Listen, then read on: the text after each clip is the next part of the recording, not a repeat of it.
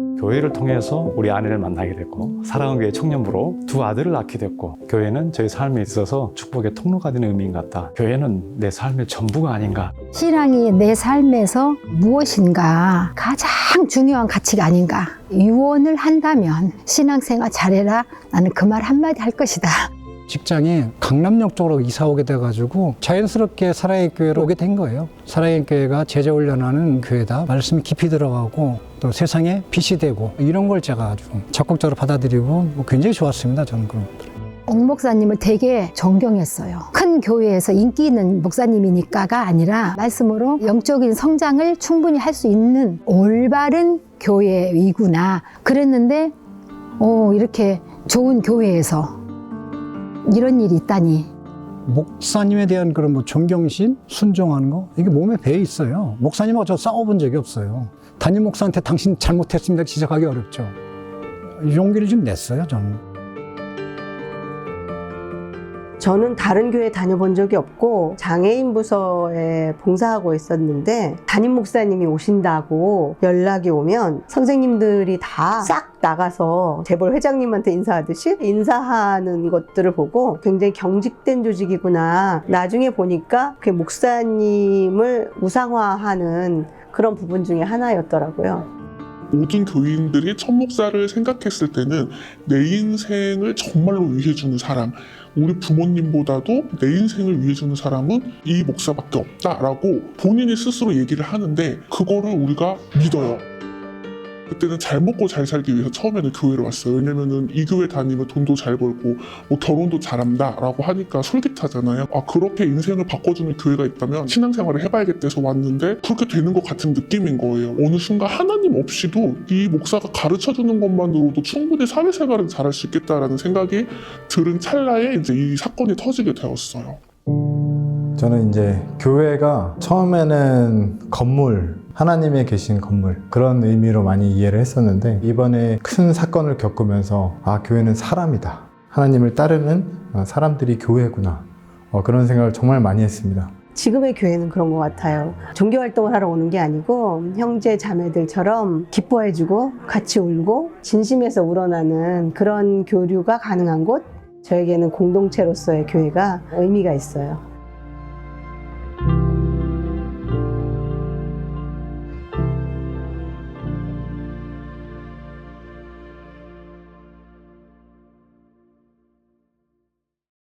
사실은 옥 목사의 논문 표절은 2012년부터 이제 당회에서 TFT가 구성이 되어서 조사를 하고 이런 일련의 과정들이 있었죠. 사랑의 교회 오정현 목사의 논문 표절 의혹이 사실로 확인됐습니다.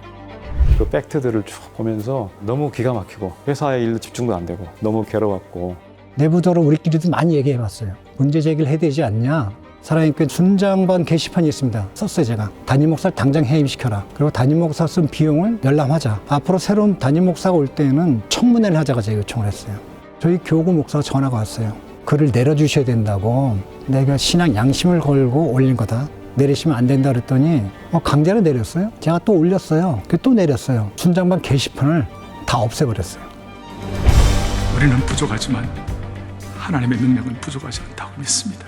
여러분들의 간절한 기도를 부탁드립니다. 좋습니다. 그걸 우리는 이제 악어의 눈물이라 그러는데 그걸 합니다. 각 예배 때마다. 목사가 자기의 어떤 진실됨을 솔직하게 말하는 게 아니고 감추려고 그러고 거짓을 계속 덮으려고 하는. 사과를 제대로 안 하셨고 거짓말을 했다. 저는 사랑의 교회의 가장 큰 문제는 거짓말 때문에 생겼다는 거예요. 되게 실망했어요. 왜냐하면 저는 그냥 담임 목사님이 내가 잘못했다 화끈하게 사과했으면요 그때 끝났어요. 왜냐하면 저희가 용서를 하죠. 담임 목사 사람인데 왜 못하겠어요. 용서할 수 있죠, 그런 것들은.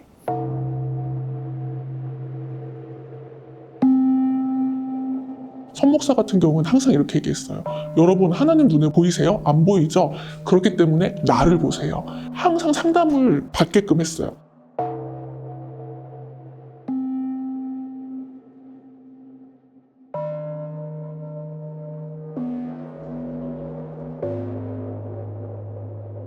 상담학적으로 굉장히 이제 능한 사람이에요. 그러니까 천 목사가 하는 이상한 말도 처음에는 이상한데 하는데 점점점 나를 위해서 해주는 말이겠지로 바뀌면서 이게 이제 가스라이팅이 된 거죠. 그러니까 오죽하면은 15조 클럽이라는 거를 만들어서 11조만 할 게 아니라 우리는 15조를 해야 된다라고 했을 때 한 달에 진짜 막 1,000, 2,000 그렇게 만들 수 있게끔 하는 한마디로 가스라이팅의 대왕이었어요. 강력한 권한이 있었거든요. 그 사람 말 한마디면은. 북한의 김정은 그 일가도 이 정도는 아닐 거다.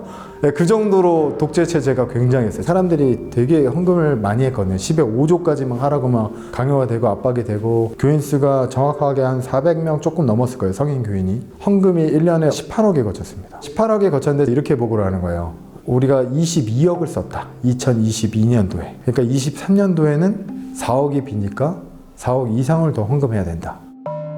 22억? 그 돈 뭐 한 거야? 이제 이렇게 돼서 재정감사가 들어갔는데, 감사를 하는 사람들이 통장이 5개가 있는데 하나를 까보고 다 충격을 받았어요. 거의 뭐 4, 5억이 그냥 비는 거예요. 빼돌린 거예요. 이 돈의 명목이 하나도 일단은 제대로 적혀 있는 게 없고, 개인 통장으로 다 입금이 돼 있어요.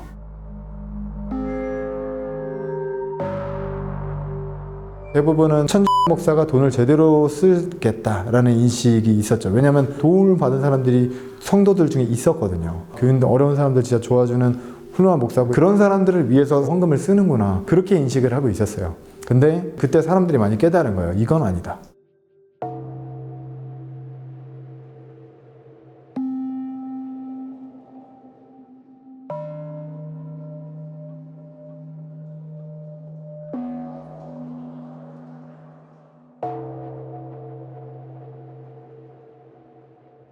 교회라는 데가 사회에서 요구되는 어떤 도덕적 기준 같은 게 있잖아요. 근데 그 기준을 깨는 거잖아요. 목사가 여성도랑 불미스러운 행동을 했다, 교회 돈으로 펀드를 했다, 과다한 지출을 했다, 담임 목사의 문제점을 고발하는 것이 그때는 사회적 문제로 봤어요. 이거를 교회라고 해서 다 도덕적이거나 그러지 않다라는 것도 전 사회적 시선으로 보도해야 된다고 생각을 했던 거죠.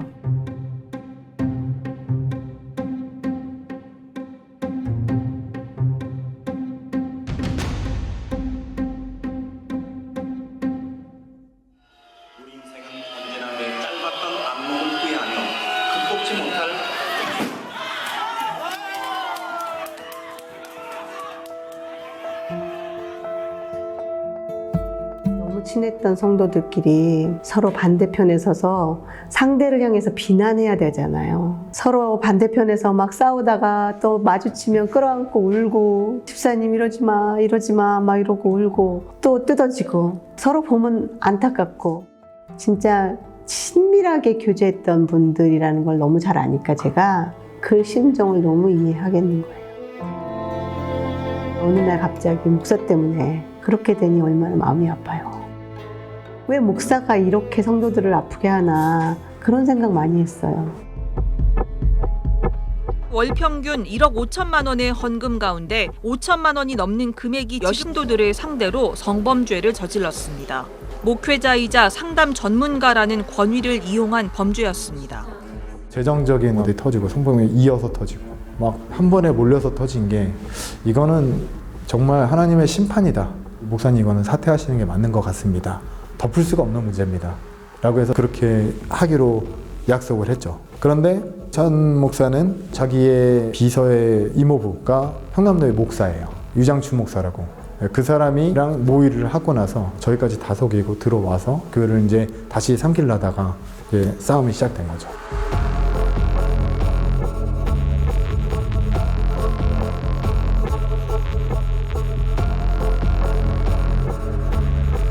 천 목사만 그랬으면 괜찮았을 텐데, 그 평남도의 목사들도 다 똑같은 거예요. 그러니까 우리 교회를 돈으로 보고 다른 그 평남도에 소속되어 있는 목사의 교회를 사라, 화해중진위원회라고 만들어졌는데 3억을 내놔라고 이렇게 얘기를 하니까 이게 뭐 말도 안 된다.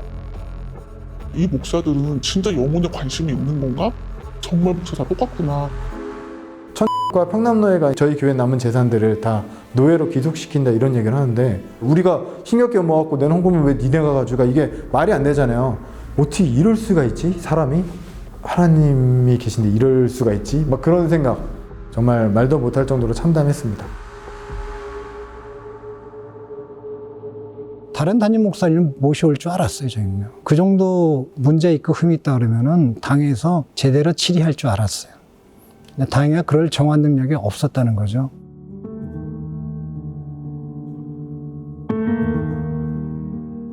기도를 했어요. 추운 겨울에. 10명의 형제들하고 저랑 이제 같이 있었는데 원래 모르는 분들이에요. 그냥 자발적으로 모여가지고 사랑의 교인이니까.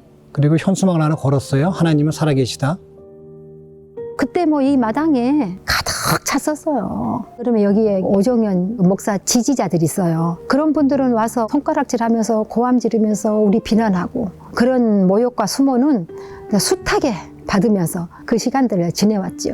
하나님께 수도 없이 기도하면서 물었어요. 하나님, 제가 지금 가고 있는 이 길이 과연 옳은 길입니까? 하나님 보시기에 맞습니까?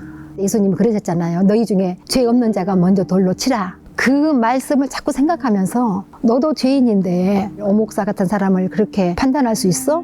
질문을 계속 했어요. 마당기대에서 오목사와 부목사와 그런 추종하는 교인들을 위해서 회개를 촉구하면서 동시에 저 자신도 회개를 많이 하게 됐죠. 사랑의 교회라고 하는 대형 교회라고 하는 소위 제자 훈련이라고 하는 것에 취해서 그 종교적인 열심에 휩싸였던 매몰되었던 제 자신을 하나님 너무 죄송하다고 기도하면서 하나님께서 더 큰 은혜를 주신 것 같아요. 교회 전체를 정문부터 용접을 해놨어요. 교회 들어온 거에 막냐. 자기들은 서초로 이사 갔대요. 우리는 거기 갈 수가 없다. 잘못된 방법으로 교회를 지은 것밖에 안 된다. 우리는 거기 갈 수가 없다. 그래서 여기 남아서 예배를 드리자고 해서 여러 번 들어왔더니 계속 용접을 한 거예요. 그리고 성탄절날 들어오려고 준비를 했어요. 그때 다 막아놨어요. 그 담을 넘어왔어요, 저희가. 전원을 다 내려놨어요, 여기를요. 핸드폰 조명을 가지고 이러고 들어왔어요. 그리고 성탄절 예배를 드렸어요. 앉을 자리가 없었죠. 꽉 차 있었어요. 막 다 즐거운 마음으로 막 들어오면서 자리를 하나하나 막 채워가는 거. 그런 걸 볼 때 복받쳐 오르는 그런 기쁨 같은 거, 그 충만함, 이런 게 저는 있었어요. 너무 감격스러웠어요. 우리 예수님이 그렇게 오신다는 거예요. 우리가 정말 진정으로 예수 그리스도를 믿는 사람이다. 예수님을 이해할 수 있다. 예수님의 성탄절은 너무너무 의미가 컸어요. 그래서 그날 다 물었어요. 그때는 내가 내 생애에서 신앙생활을 하면서 이런 성탄절 예배를 드릴 수 있었구나. 하나님 감사합니다.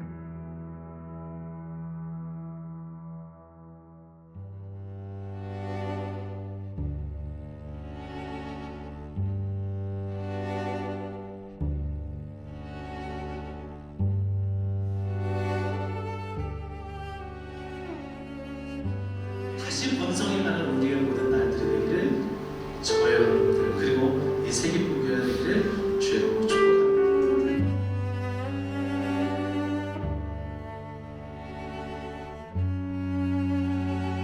예전에는 하나님과 나 사이에 천목사가 껴있었다면 지금은 아무도 껴있는 느낌이 아니고 교회는 그걸 도와주는, 하나님과 더 가까이 갈 수 있도록 도와주는 느낌입니다.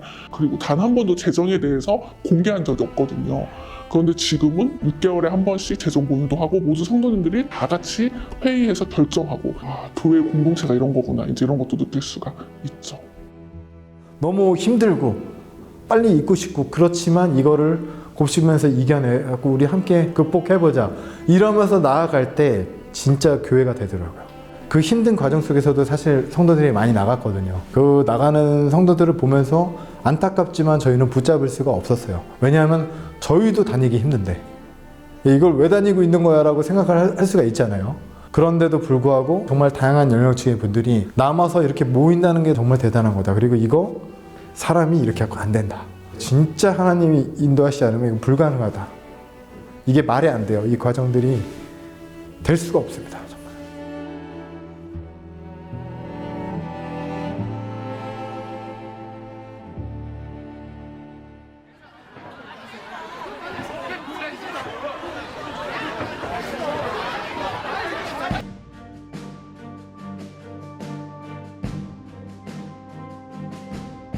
목사가 있어야 되는 것 같았어요. 그때만 해도. 그래서 교회에서 상처받고 나와서 우리끼리 따로 예배를 드렸을 때 남들이 볼 때 우리도 어엿한 교회이고 싶었던 거죠. 그래서 목사님을 모시게 됐던 거예요. 근데 이제 그 과정에서 조금 성급함이 있지 않았나? 지금 돌아보면 그때는 일단은 교회 문제점이 있어서 다 교회를 빠져나오긴 했지만 서로 다 달랐어요, 생각이. 그러니까 개혁을 한다고 했을 때 개혁이라는 말이 갖는 의미를 서로 다 다르게 갖고 있었죠. 이렇게 많이 모여서 거의 1000명 가까이 됐으니까 하나의 색깔의 교회를 가질 수 있을까? 지금 생각해 보면 쉬운 일은 아니었던 것 같고.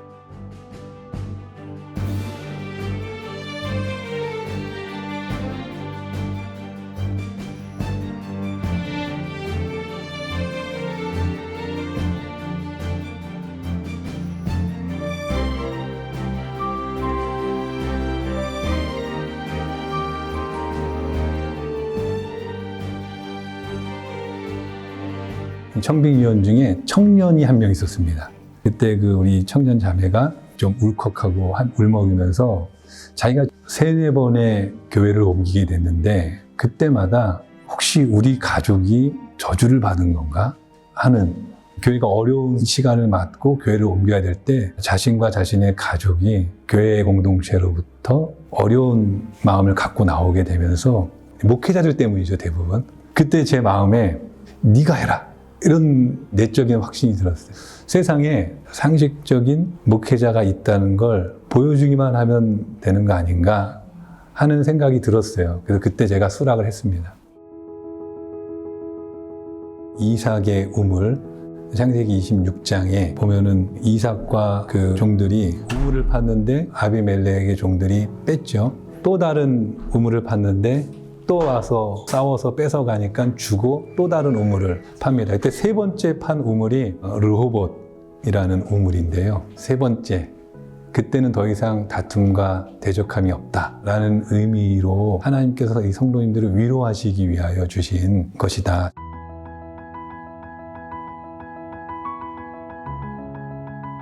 혹시 창립 예배 기억나세요?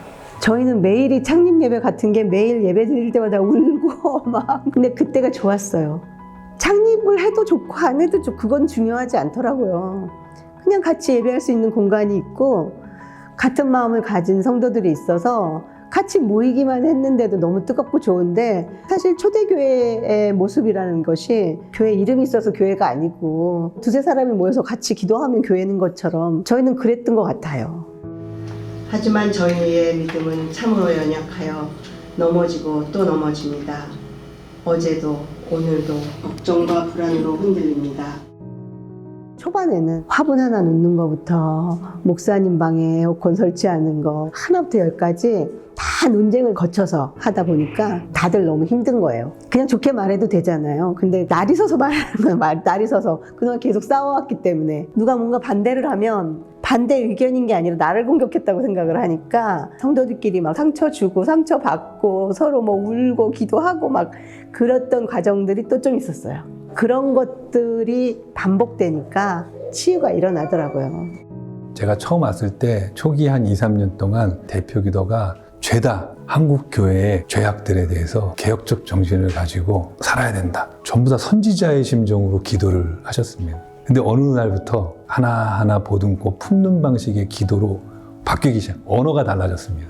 저는 그거를 어느 순간 느끼면서 변화가 시작된다 라고 생각을 했고요. 저희 교회는 그게 되게 중요해요. 그러니까 투표를 해도 한 사람만 반대를 해도 안 하거든요. 그러면 그것들을 다 하나로 이루어내는 그 과정까지를 다 포함하는 거니까 좀 천천히 가더라도 서툴더라도 다 가자. 이제는 상처받지 않고 가자. 좀 이렇게 하려는 노력을 하는 편이죠.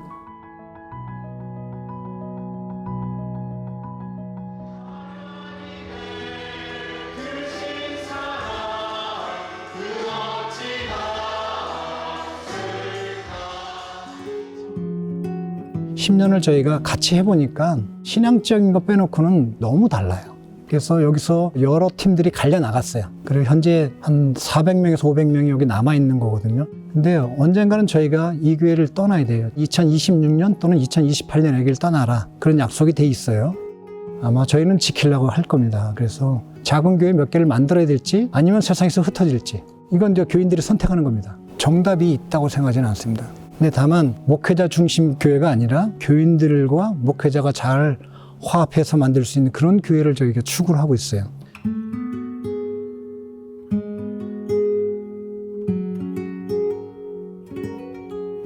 왜 그 소수의 의견을 무시합니까?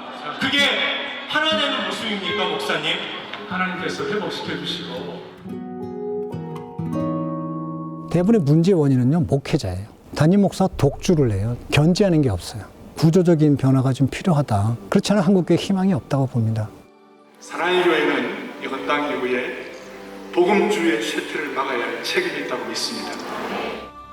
목회자들이 큰 착각, 그러니까 일종의 영적 착시 현상이라고 할 수가 있을 것 같아요. 나는 하나님이 주신 비전이다 라고 생각을 하나 사실은 자기 야망인 경우가 너무 많다는 겁니다. 하나를 결정하더라도 민주적으로 토의가 진행이 되고 최대한 많은 성도들이 동의할 수 있도록 하는 그런 절차를 교회가 갖고 거기에 목사는 그냥 n분의 1, 한 사람으로 참여하는 거죠.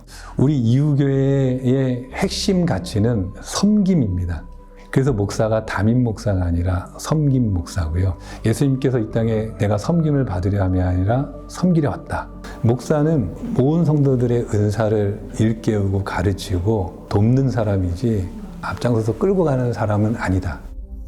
제목이 전 너무 마음에 들어요. 교회를 떠나서 교회가 되다 진짜 교회가 되는 거잖아요. 진짜 교회는 정말 공동체가 모였을 때 물론 갈등도 있을 수 있지만 서로 보듬어주고 앞으로 나가는 것보다 그래서 한국교회에 미래가 없다 이런 얘기도 하는데 정말 제대로 된 교회를 꿈꾸는 사람들이 많기 때문에 그래도 하나님께서 한국교회를 들어 쓰시겠다 이런 생각도 많이 해봅니다. 진짜 교회를 찾고 싶어하는 갈망들이 있다 생각이 들어요. 그 마음을 담아낸 작은 교회 공동체들이 분명히 존재하고 또 그런 교회를 함께 세워가는 것은 이 땅에 하나님 나라를 건설하는 굉장히 중요한 사명이라고 생각을 하고 그것까지 포기하고 절망에 빠지지 않았으면 좋겠고요. 종교개혁 그러면 칼빈이나 루터가 했던 과거의 종교개혁 그때만 하는 게 아니라 지금이 오늘날 나에게도 필요한 거고 이 땅에서 생명을 다하는 그 순간까지 해야 되는 게 개혁이고 갱신이다. 깨어있는 크리스찬이 속해있는 공동체가 그 조그마한 소망의 씨앗들이 한국교회에 다 일어나면 하나님께서 우리에게 다시 수적인 양적인 어떤 그 부흥이 아니라 참다운 크리스찬이 됐던 그 미션을 이루는 마중물이 되지 않을까 그런 생각을 합니다.